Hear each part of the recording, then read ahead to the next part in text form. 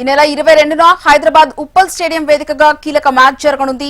Sun Risers Hyderabad తో Royal Challengers Bengaluru తలపడనుంది. High voltage match కావడంతో టికెట్లకు భారీ డిమాండ్ పెరిగింది.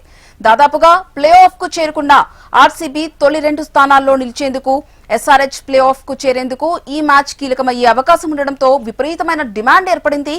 దీంతో ఫ్యాన్స్ క్రేజ్ ను క్యాష్ చేసుకుంటోంది సన్ రైజర్స్ హైదరాబాద్. శుక్రవారం సాయంత్రం 5 గంటలకు ఓ ప్రైవేట్ యాప్ లో టికెట్ అమ్మకాలు ప్రారంభం కాగా క్యూలో సుమారు 4 లక్షల మంది అభిమానులు ఉన్నారు.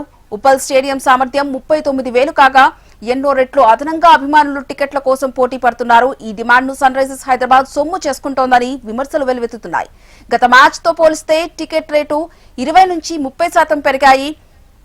950 రూపాయలు ఉన్న టికెట్ ధర ఇప్పుడు 2,000కు పెంచారు. అలాగే 1,500 ఉన్న టికెట్ ధర 3,000, 1,950 రూపాయలు ఉన్న టికెట్ ధర 3,500కు పెంచారు. ఇక 2,500 ఉన్న టికెట్ ధర 4,500కు పెరిగింది. 4,500 ఉన్న టికెట్ ధర 6,000కు పెంచారు. ఇక 23,000 ఉన్న బాక్స్ టికెట్ ధర 30,000 గాను, 30,000 ఉన్న కార్పొరేట్ బాక్స్ టికెట్ ధరను 45,000 రూపాయలుగా నిర్ధారించారు. టికెట్ల ధరలు భారీగా పెరగడంతో క్రికెట్ అభిమానులు తీవ్ర నిరాశకు గురవుతున్నారు.